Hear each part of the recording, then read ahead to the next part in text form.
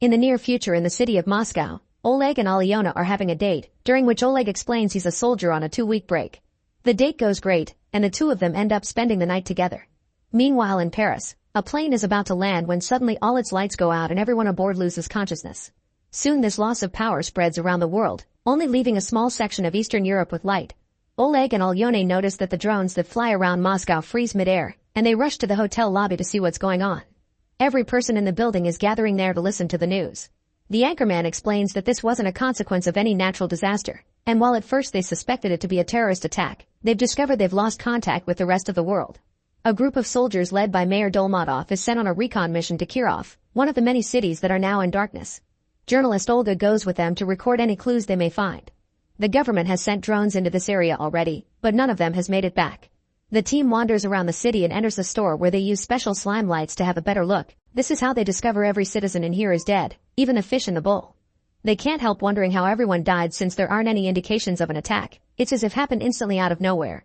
Then they begin to investigate different apartments, where they find everything in its place as if nothing happened. Once again, it looks like it happened instantly as if people vanished into thin air. Suddenly, one of the soldiers is attacked by a mysterious being. The rest of the team rushes to help him, but as soon as the being sees them, he takes the soldier's weapon and escapes through the window. The team immediately opens fire, but the being doesn't seem affected by bullets and runs away. They take the wounded soldier to their plane and ask him if he saw the face of his attacker, but it was dark and the struggle made it impossible to notice anything. A month later, more than 100 million Russians are considered dead, and the government tries to ask the remaining population to stay calm. However, religious groups are gathering because they think the end of the world is coming. Meanwhile, Yura is one of the many civilians that receives a letter asking him to join the army. Yura lives with his mother who suffers from Alzheimer and it pains him to leave her behind, but he joins the army anyway. When he leaves for the base, he notices the current state of the world, since just 1 month was enough for the streets to look post-apocalyptic. Yura ends up joining Oleg's team, which is informed of the current situation by Dolmatov and Colonel Marina. Every city in darkness is considered under quarantine, and the only existing power can be found in Moscow, parts of Belarus, Ukraine, and Finland. This area is known as the Circle of Life. Some retcon teams have come back with bodies and they discover they died from endogenous neurotoxins, which are chemicals produced by the human body. The new teams have 2 tasks: find clues for the scientists to understand the cause behind these neurotoxins, and to go deeper into the quarantine zone to gather resources because Moscow is running low. They need to be careful because they've already sent many teams and most of them didn't come back, even if they had tanks to protect them. While everyone gets ready, more volunteers arrive, and Oleg is surprised to see Alyona among them. Suddenly an alarm goes off alerting of an incoming attack. Apparently there's a group of huge enemies coming closer, thus the soldiers gather at the border between the base and the quarantine zone. At that moment the power at the base goes out, so Dolmatov begins shooting flares for a more clear view, and when the strange beings are close enough, the soldiers open fire. Some of these beings manage to reach the base anyway and begin attacking everyone in sight, causing Oleg to lose consciousness. The next morning, Oleg wakes up under the weight of a dead enemy. Yura notices he's still alive and asks for help moving the body. Now Oleg can see the strange being was actually a huge bear. In fact, there are dozens of bear bodies on the other side of the border, and nobody understands why they behave like that. Olga is there too, recording everything for the news. Oleg is taken to the infirmary and is surprised to learn Alyona's a doctor. She takes care of his injuries, and when he feels pain, she comforts him with a kiss. Meanwhile, Marina and Dolmatov discuss the matters of sensors, a group of people that supposedly gain powers after the blackout. Marina explains they aren't like superheroes. Sensors can actually receive data in their minds like radios receive signals. However, they haven't been able to decipher the data or how this happened. The strongest sensor is Sasha, who is being kept in a military hospital. Since the blackout, he keeps having nightmares about a mysterious bald guy. Today he's being visited by Zhenya, who says he was sent by someone named Id. He explains the first wave destroyed all electronics, the second launched the self-destruction of all biological organisms, and the third wave will make anyone still alive in the quarantine zone attack them. There are millions of them, and their free will is gone, but they have time to stop it. Sasha doesn't want anything to do with this and calls for security, but the soldiers can't see Zhenya and tell the doctor that Sasha is hallucinating. The rest of the soldiers get ready for the mission.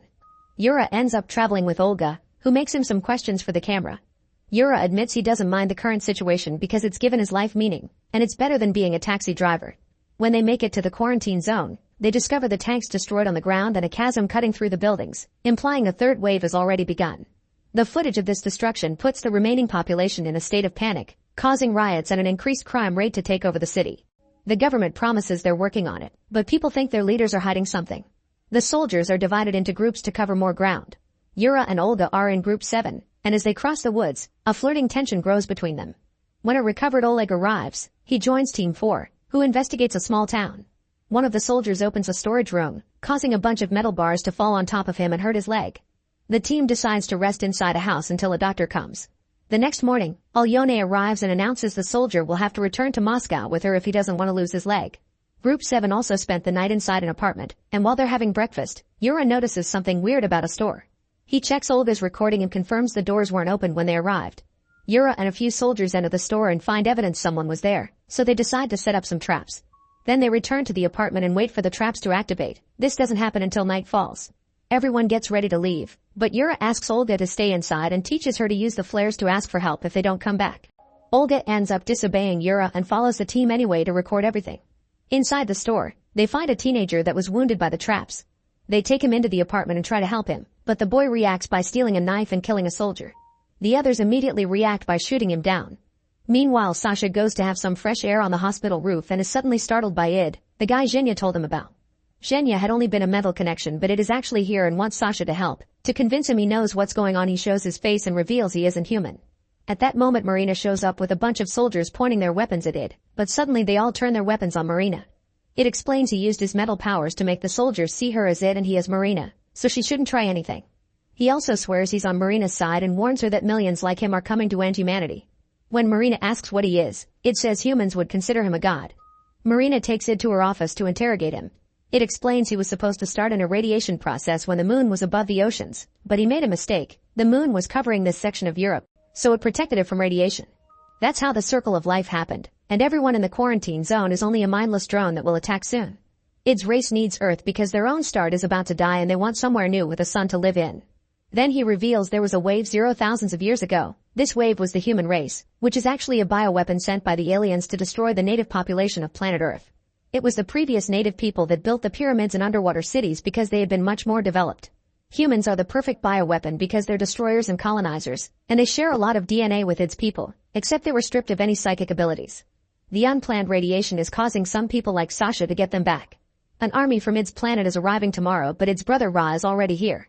Id doesn't agree with his methods and wants to find him, but the only one that knows the location is Sasha, thanks to his dreams. In the meantime, all the teams are suddenly attacked by mind-controlled humans. The soldiers immediately open fire and try their best to establish a line of defense, but the enemy comes in huge numbers and doesn't have trouble fighting back, killing most of the teams and causing them to run out of ammo. When the apartment they're hiding in blows up, Yura asks Olga to shoot the flare, but most teams are doing the same thing and there aren't enough resources to help them all. For now, the few remaining members of Group 7 will wait on the roof of a building to be out of the attacker's reach. Marina's conversation with Id is interrupted by a message informing her of the attack, and Id points out they're wasting time. The two of them together with Zhenya and Sasha fly to the base, and during the trip Id explains he's immortal as long as nobody decides to kill him. When they make it to the base, Id puts Sasha in a trance and he manages to draw Ra's location, which is a skyscraper in Kirov. Id wants to mobilize the remaining troops immediately, but when Dolmatov sees Id's appearance, he doesn't know if trusting him. At that moment a soldier announces Moscow is being attacked as well and Marina convinces Dolmatov by pointing out it is their only hope. Back to Group 7, they decide to climb down the building to search for the teams that didn't send any flares. Olga is terrified to try, so Yura kisses her to calm her down and lowers her gently. As they walk through the streets, they find a few civilians and kill them before even talking to them. Olga is upset by this because they looked fine, but Yura reminds her the teenage boy had seemed fine at first too. As if to prove his point, a new wave of droned humans attacks them. All the other soldiers die but Yura manages to fight the attackers off, getting wounded in the process. They run to hide inside a garage, where they take care of Yura's injury and find a car with gas and keys to use to escape. At the base, Sasha confesses he's scared to go because he's sure Ra saw him during the vision, and it allows him to stay behind for the sake of his safety. When Dolmatov's team leaves in the tanks, Marina notices Sasha is missing and makes everyone stop. At that moment, a series of rockets attacks the base and blow it up. Marina points her gun at Id, angry because he obviously knew about this, and Id admits it's true. However, if Sasha had been with them, the team would have died instead, and they wouldn't have won the war. The next morning, Yura and Olga find Oleg and Alyona. Their team has few members left too, and they've run out of ammo. Fortunately, moments later Dolmatov's team finds them and asks them to join the mission to kill Ra. Olga and Alyona will have to come along because there's no base to send them to. Hours later, the team arrives at Kirov.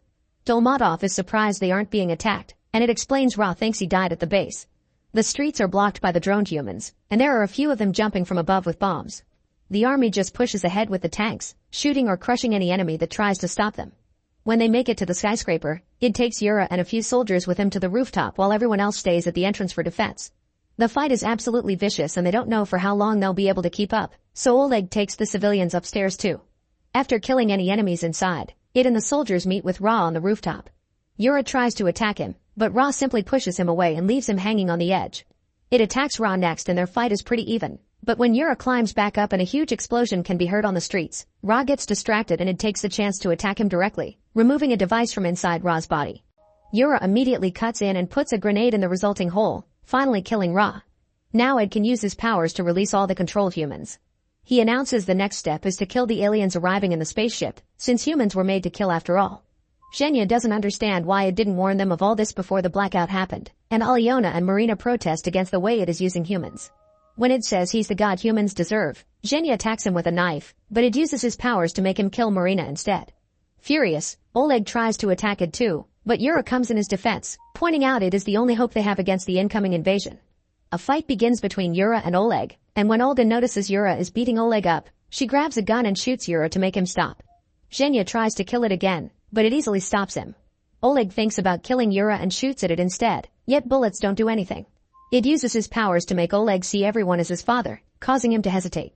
However, thanks to being a sensor, Zhenya can find the real Ed and he jumps to bring him down with him. They both die as soon as they touch the ground. At that moment, a giant spaceship lands on a bunch of buildings. Oleg grabs the device Ed took from Ra and leaves with the women after refusing to finish Yura off. After taking some weapons from fallen bodies, the trio enters the spaceship, which opened the door because it's waiting for Ra. Inside there are hundreds of aliens sleeping in pods, and when Oleg presses the device, oxygen starts being transported to those pods. It seems Ra was supposed to wake them up, and the timer on the pods confirms they'll be ready soon. They try shooting at them and confirm it does kill them, but they don't have enough ammo or time to do them all. Olga notices the pipes carrying the oxygen are on the floor, and destroying one kills many aliens at the same time. The trio begins destroying every pipe they can find, effectively stopping the invasion. However, when Aliona is about to destroy the last pipe, she freezes because she realizes these last pods have children in them.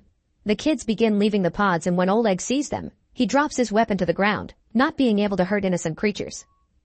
Make sure to subscribe and turn on notifications so you can watch more videos like this. Thanks for watching.